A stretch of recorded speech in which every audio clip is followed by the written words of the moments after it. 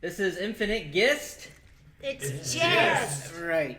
We are here. I am fortunate enough to be here with a room full of talent. We actually are doing a table read, so a little bit behind the scenes. But we're going to go around the room and introduce you to these wonderful actors and director. So, this is Joy. Hi. What am I supposed to talk about? Something You want to promote, yeah. Well, I just finished doing Friday the 13th Vengeance. It was really fun. Who did you play? I played Great Grandma Abigail Jarvis. Do you die? I die. I die so bad. They just take my neck and go. I shouldn't really tell that. Yeah, you just gave away spoilers. Spoiler! Oh, well. I'm gonna be drummed out of Friday Is that how you the 13th. screamed too? Did you scream? No, I yelled at him. As he was coming to kill me, I yelled at him. Like, get out of my house. Sort of. It were swear words. Oh, right on. Good for The you. old lady cussing her guts out. Anyway, so I have one other thing I want to tell you about, Yes. which is Silent Threads. I play a homeless woman, and really you would not recognize me because they put special effects makeup on, like my eyes sewn shut and my mouth. Wow. And It's it's kinda gonna, gross. It is gross, but it's an all-woman crew, Very and it will be shown at Bleedingham. Bleedingham. All right. Bleedingham. And you'll give me the link to your show, right? Yes. We'll put it in the show notes. Yes. And we have Jeff. Yes. My name is Jeffrey Bele. I'm getting back into acting after probably 18 years. Wow. 23 or something like that. I forget because it's been so long in the military. I can't remember what's what. But I'm getting back into it. I'm at the table read. I'm having a really good time. And I'm going to be doing a movie in Australia next year called Out of Time. And I played Josh for a soldier that is in Hiroshima. So. We just did a table read and his name is Josh. Yep. And he was a soldier. And he was a soldier. Ironic. Yeah. I think you're being typecasted. Yeah. Oh, that's cool. Well, thank you. Yeah. It's in Australia. When do you fly over? We're supposed to fly over in 2020 in April, I believe it is. Okay. And they're still getting more cast for it.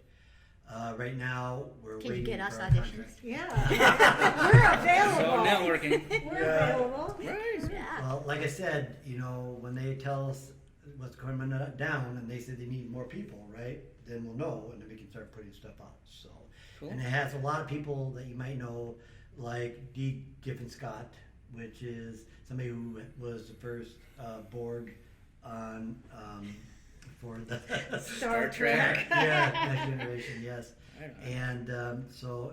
And you have Ray Hopper. We're hoping he's going to be in We it. know, right? Love Ray. We have Lance Carver. Caver. Caver. I would say Carver for him. He's mad at me. Just But there's a lot of great people in this, and I think it's going to be a great movie. And I'm very fortunate to be in it. And like I said, the more I get out there, the more I do before I do this, the better. So I'm more prepared. So Very cool. thank you for having me. I appreciate Of it. course. Jeff. The second Jeff. The second Jeff. Yeah. Jeff Zine. Jeff. So, I'm interested, glad to be in this project here. Got another project going on this summer and had a couple little commercials in the region here. So, other than that, not a whole lot going on just right now. So. And then what's the? You had a story about a gig that you lost on. It was kind of funny. Oh yeah. Don't leave town when you get released from the short list of a national Chevy commercial. You even have the Chevy Somebody voice. changes their mind and you're not in cell coverage and you lose out on a national Chevy. You actually sound like the Chevy guy right now when you're talking. You got that deep voice. I like Chevy. I have a GMC, so. Oh. Well, there you You're go. a spokesperson. Yeah, what So a- you're a real person, not an actor in the commercial? Is that? That's what they do. Actual clients. Yeah. And Mark. So I'm Mark Lanz, and I'm really thrilled to be working on this project. The story's great. I love watching these characters develop here. It's a lot of fun. Good read today. I've been working off and on a web series called AUI and Unlikely Insurgents, which is about global warming. We saw that. I saw that. Yeah, on I Facebook. have just a really small little part, but sometimes I work on the crew in the background. But Right on.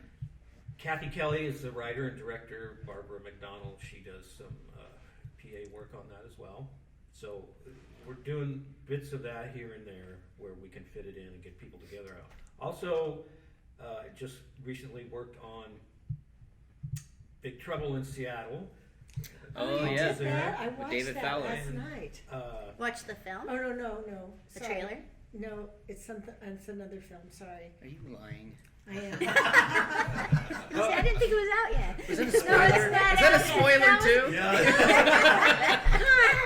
Yeah. I watched the film Reconnecting with Seattle or something last night, and okay. sorry. No. I started out on that project just as an extra. I knew a few of the characters, some of the folks working on that, and was just a background extra in a court scene. And then I showed up for a party scene, and they handed me a script and said, "Oh, here, you're going to be Ben, so go learn these lines." So I Oh, right on. had an hour to You got rehearse, promoted. figure it out. Yeah. That's awesome. And coming up here in a week or two, working on a 48-hour project in the background as a crew member helping out. Who's your team? Do you know your team name? That's a good team name.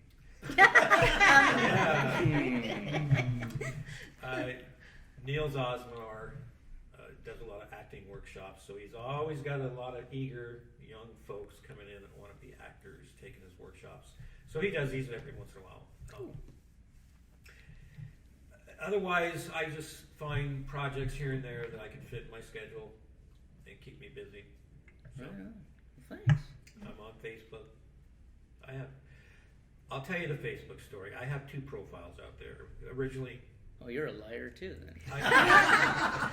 Originally, I never wanted to be on Facebook, and it wasn't until I got back into acting about 3 years ago. Everybody's like, "Oh, you need to be on You Facebook. have, yes. you have gotta to be do on it. Facebook." And I'm like, "Oh, okay." So I created one profile that was supposed to be like just a personal profile for just like my neighborhood and that set of people. And lunch. Yeah, and then I created one for my acting profile. Yeah. And over the years, everybody started pinging my private profile, wanting to be friends. So I have all these actor friends hitting up one profile, which is not really my acting profile. So if you look me up, you see 2 of me. Which one's attached to the group that we're in? The one. Is that your where- private or your? No, it's my acting profile. Oh, good. I have on a purple jacket Okay. that I recently did a modeling gig Oh. up in Was it for Factoria. Prince? So it was for this little fashion boutique called Kahini. In the first year, they allowed men. So I won in my category, which was men over 40, mob boss. Yeah. Which I get cast as a lot. So Really? yeah, it was fun. Oh, I'll keep you in mind. There's another project I know. We might need a mod boss, but. So we have Amrik, who is the godfather of this whole project. So this Amrik can tell you tell you more about this table read. It's actually called the Days of Salvation, right? Yeah. So tell us more about the whole story and who you are and why you're doing this. Do it right now. Huh? Do it right now. Alright, so I'm the writer and director and executive producer, as well as Jeff over here, for this project. And Jeff B. Jeff won. Yeah. So this whole concept I kind of came out with was because I wanted to actually do a project based on what would it be like if Seattle, or in my head it's like, what would Seattle would have to go through if a nuclear attack would have happened here? How would we survive? Take Red Dawn for example, which was shot in Spokane area, but think of it like in Seattle side of it. So how do we survive? And if we are mutated, what do we have to do to survive?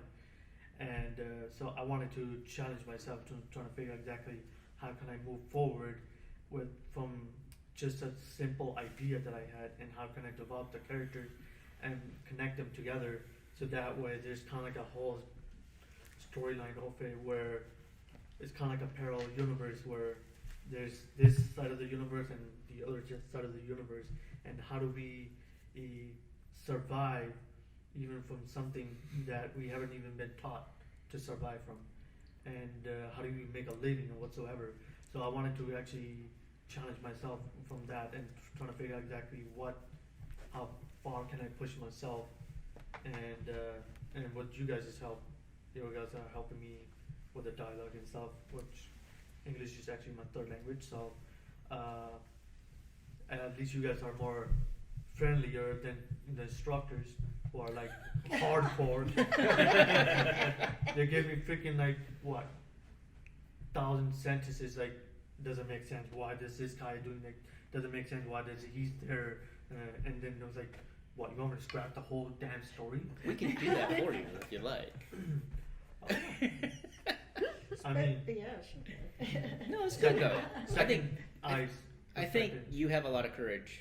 If English is your third language, coming to this community and trying to write something, knowing it's not going to be perfect, and still being vulnerable enough to expose it to everyone, and I think that's huge.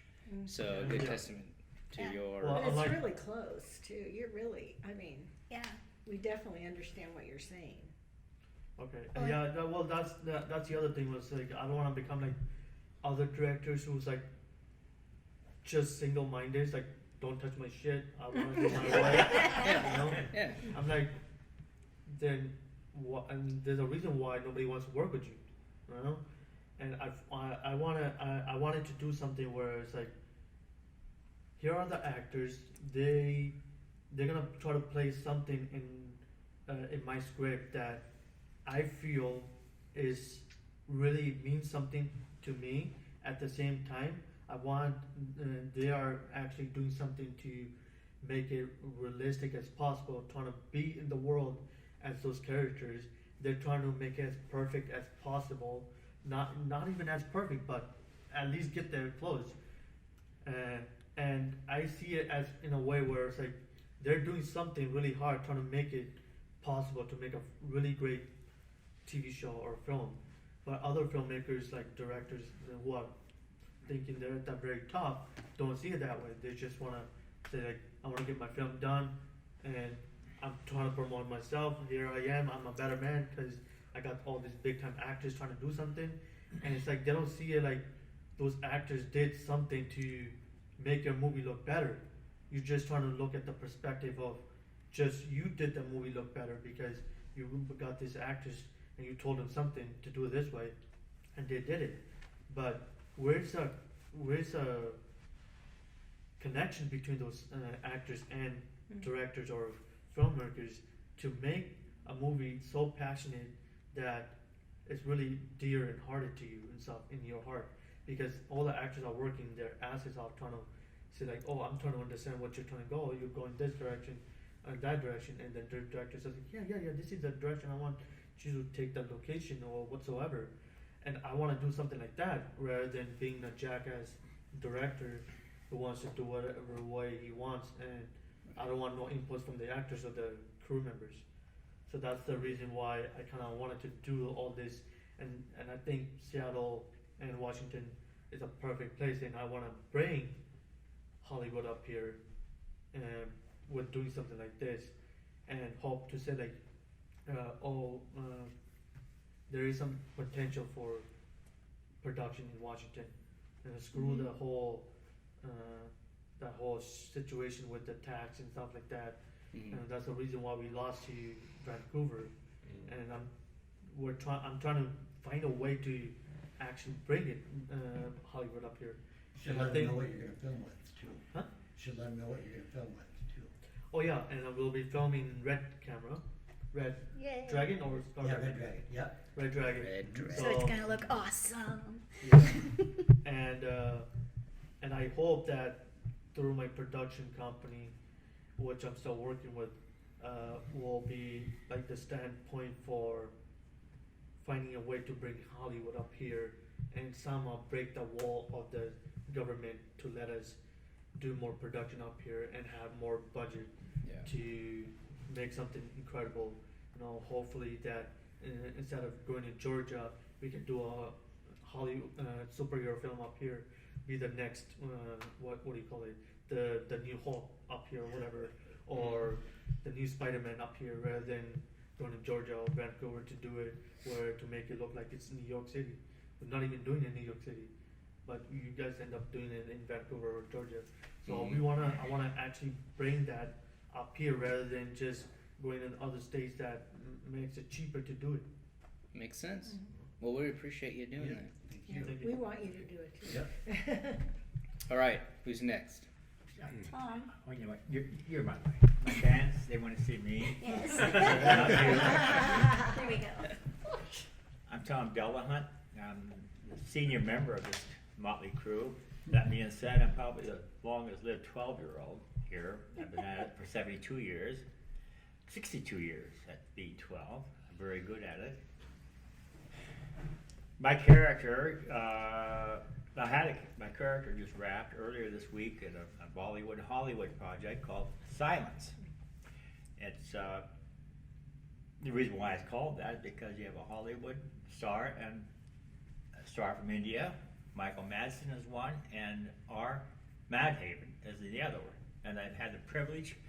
These are my first experience of sharing scenes with real heavyweights, and it was a privilege for me. And nervous? Were you nervous? No, because there was no lines. Everything's dubbed in. So That's hilarious. Actually, I did manage not to blow those lines even, but everything is dubbed in. There's 26 different languages in India, so it's just much easier to dub everything in. Sure. So anyway, this will be out on Netflix in October, as far as I know, and it'll be in subtitles. But it's going to be a very sweet storyline about it has to do with a deaf woman and a famous musician. Interesting. But and I'm in several other projects right now. I don't remember what they are. The little ones. That's how minor they are. I'm in something, but you'll see it eventually. I don't know. Good job. No, I'm promoting yourself. involved with Amrik S, and it's Name of Salvation. I thought he fell asleep. That was a memory check. I'm working on breakfast right now. Right on. Next, I'm done. Okay, Sherie. Okay. Hi, I'm Sherie Suter, and I'm playing Maria in Days of Salvation.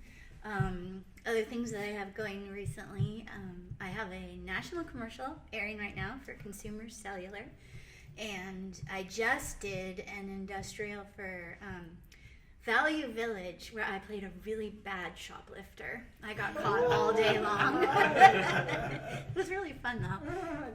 Was that a training video? Yeah, it was a training video. It was so much fun though. So, and then I have coming up something I'm not actually acting in, but I'm teaching that for the last 10 years. I have helped direct and teach a youth drama camp in Olympia with the Calvary Players. Oh, wow. Yeah, we're doing Aladdin this year. Oh, And we didn't plan it with the movie. It just, we have this rotation we go through, and Aladdin just happened to come up this year. But it's the Calvary Players in Olympia, and it starts on July 25th. So if you have any kids, it's a great program. We have, it's junior high through high school is the age group, and it's a really great program. So you can, I'll have Joe put a link for that We will put a link. in the podcast. Definitely. So, and I've also recently worked on Silence, but I was just an extra. But in the course of being an extra in the scene, both of the main characters turned around and talked to me. So since it's dubbed, it's going to look like I had lines. So there you go. It's all about perception. Yes.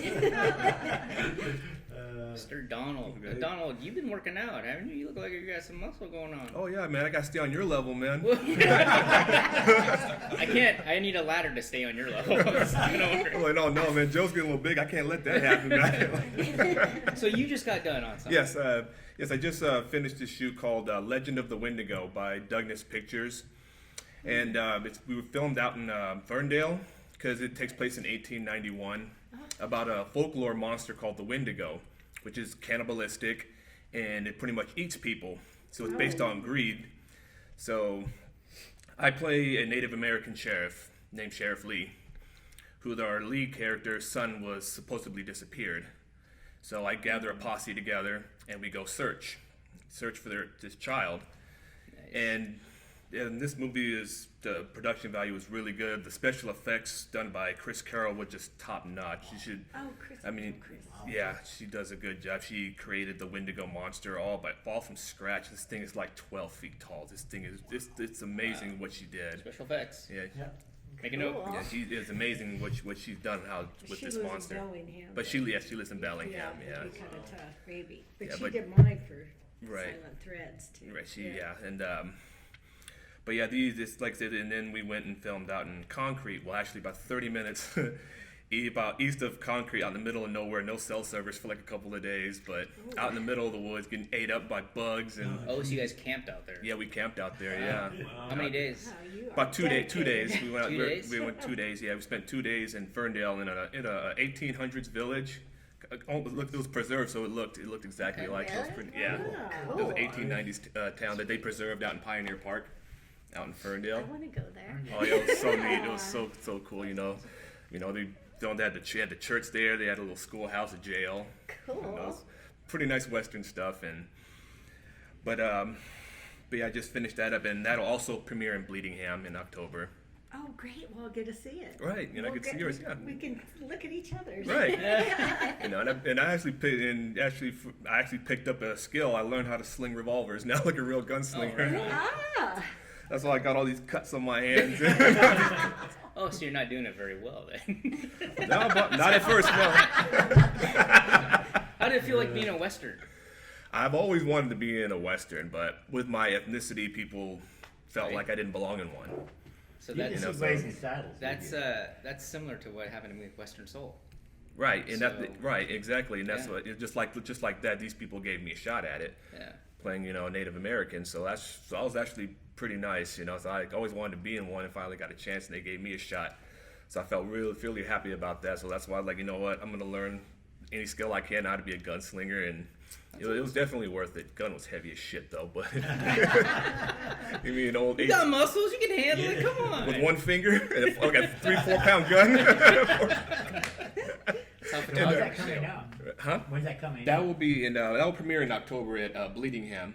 Bleedingham, it's in Bellingham. Bellingham, It's yeah. a That's Oh, festival. festival, right? Horror, Right. yeah, It's a horror horror festival. Horror festival, and I'm also acting. Also helping produce it is a fan film called Flashpoint Gotham with our host Joe here. Will be. Wow. Yeah. Am I in that? Yes, you are, Joe. Well, not anymore. Who are you playing? I was Deathstroke. Remember? Are you still? Yes, it's Oh, still okay. going on. All right. That's cool though. Yeah, It's been going on for about a year though, right? yeah, it's been going on for a little bit. Yeah, Right but on. yeah, I'm insulted you don't remember, man. That hurts. Dude, they wanted me to be in it. They said I'd be in it, and I go, so who am I playing? And I said, I don't know, a cop or something like that. I'm like, Oh, okay, no. yeah, it's fine. At least we had you as like head of the SWAT team. At least. Right. So I appreciate everyone being on the podcast. Thank you. So Yeah. I will put their links in the show notes, and you guys can watch it, and we'll get the motion. Cool. Appreciate it. Thank you. Bye.